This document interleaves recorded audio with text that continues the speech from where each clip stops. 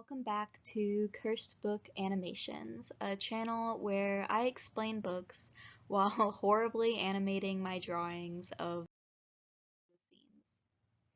Today's book is Shortcut to Santa Fe. If you're tired of young adult, then today is your lucky day, because this is not that. This is a murder mystery. Fun fact, they changed the cover art for this, I guess, because I couldn't find a picture of the book with the cover that I had on the internet, so my cover is still superior, though, so I still included it here. Anyways, there are a lot of points of view in the story because so many things are happening simultaneously. Luckily for you guys, I took some geography classes in college, so I am here to assist. First things first, this book is set in New Mexico, specifically between Taos, which is that northern white dot, and Santa Fe, which is that southern white dot. The roads here can be a little tricky. While many people associate the Southwest as just being this desert, there are actually quite a few mountains and forests out there. And Taos is near the border of New Mexico and Colorado. And in a book like this, I'm just mentioning this because I feel like the terrain is important for things that happen later on. Also, I actually very briefly lived in New Mexico. And it's beautiful out there, but it is not without danger, of course. I actually got really lost in a forest just north of Santa Fe, and it was awful. I ended up totally abandoning the forest and just started walking in the road once I ran out of food and water. And of course, it was uphill the whole time. Not a fun situation. If anyone is working at Hyde Memorial State Park and you're watching this video, please mark your trails better. But back to the story. So this is the only book I've read by the author, but apparently she's written a few other books that share the characters of Inspector John Sanders and this girl Harriet. So to me, there aren't really main characters in this book, there's just too many people for that. But if there were main characters, they would be John and Harriet. So the book opens on a Tuesday, where John is going back to an empty apartment after finishing a murder investigation. The apartment is just an absolute mess. It's disgusting.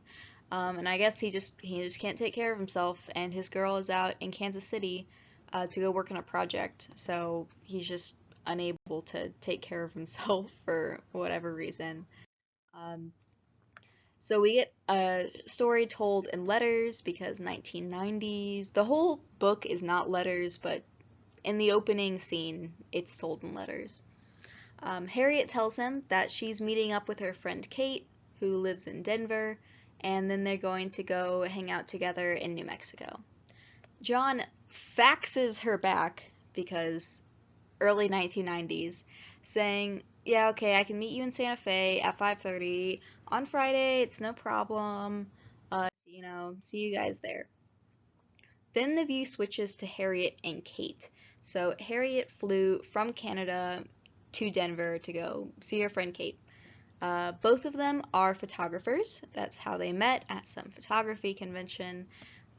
Kate is an alcoholic and she's addicted to pain pills because she was over in Lebanon and had gotten into the crossfire of something, and she got shot in the arm. That was a few months ago, and she hasn't recovered. Now Harriet notices that her friend Kate is having a substance abuse problem, but she also knows that right now Kate is totally drunk, and she figures it's pointless to have a conversation about this right now because of that, so she doesn't say anything. Instead, Kate's like, tell me about John, and Harriet's like, okay. The next day, still just having a girl talk. Kate's like, I want to go back to Lebanon, even though I just got shot there. And Harriet's like, is that really a good idea? But then the subject changes back to Taos. Kate's like, it's so pretty out there. We have to photograph it. And I'm like, I can confirm it's gorgeous out there. But Kate, girl, Focus. Anyways, Harriet's a little worried about Kate uh, bringing all her fancy photography equipment up into the mountains because of her injury. And Kate's like, fine, I guess you don't want to go with me because I'm such a jinx. I'm such a burden. And Harriet's like, no, that's not what's happening here. Um, but then Kate decides to tell Harriet what happened, why she's going through this, what the struggle is. Turns out Kate was shot because she was trying to take a picture of, essentially poverty porn, where this girl is playing in the street amongst the rubble of a war-torn area. A sniper sees this, doesn't want her to be taking pictures out there, so she shoots the girl. And then a family member of that girl shoots Kate in retaliation of that. They end up deciding that they will both go to Taos, but Harriet is going to be picking John up from the Santa Fe airport. So they decide, you know what, we'll just meet up in Taos. So Harriet's going to go to Santa Fe and then go to Taos, and Kate will just leave later and see them in Taos whenever they get there.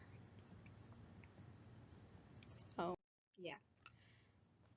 And then it's finally time for Harriet to get on the road. But she has a lot of things to think about. Like, is it faster to get to Santa Fe by going through Las Vegas? No. No, it's not. Another funny thing about this is Harriet is making all these travel decisions in a diner, and this lady from Missouri is like, "No, no, don't go through Taos. Don't go on that road. It's so scary." And to be fair, a lot of times you are literally driving alongside a cliff. But girl, what is the alternative? Like, I'm from Missouri, and she's right. We don't have roads quite like that.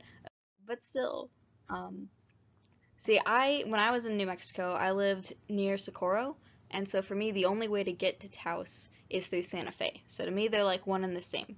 If you're going to Taos, you're going to Santa Fe. So to me, they're like connected. But as it turns out, if you're trying to get to Santa Fe from Colorado, you don't really need to go through Taos. You can just go directly to Santa Fe. You don't have to go through Taos at all. In fact, going to Santa Fe through Taos is the opposite of a shortcut. Going through the big roads on I-25 is the fastest way to get to the Santa Fe airport. So logistically, Harriet should just go that way. Going through Taos adds on an extra hour to her drive, but she wants to go see the scenery, which is dumb because you're literally going to be going to Taos with your man and your friend later. But whatever, at least she's not going through Las Vegas. Canadians, man. But anyways, they didn't have Google Maps in the early 90s, so it is what it is. So while all that's going down, we get to meet more characters. In Texas, in Dallas, uh, we meet Carl and his wife Victoria. Victoria is telling him, hey, I need to go to the airport. She tells Carl this lie about going to see her friend Jessica in New Orleans. On the outside, Carl's like, okay, yeah, whatever. But then he sends his buddy out to go follow her. And like apparently this is like not new. Like he just always has someone stalk her whenever she leaves because he thinks she's sus. Um and I mean like I guess she's like lying in this situation, but like that's still like weird. I don't know. Meanwhile, in DC, we meet Agent Cathcart. And Agent Cathcart is like, I'm so ready to go on vacay. It's vacay time. And his boss is like, actually, the guy who was supposed to do this mission is sick. So you're going to Dallas. And then you're going to Santa Fe. And then you're going on a bus to Taos. And Cathcart is like, a bus? What am I? A peasant? And his boss is like, shut up. So to recap, John is flying from Canada to Santa Fe to meet his girl Harriet. Harriet is driving uh, from Denver to Santa Fe, and her friend is driving from Denver to Taos.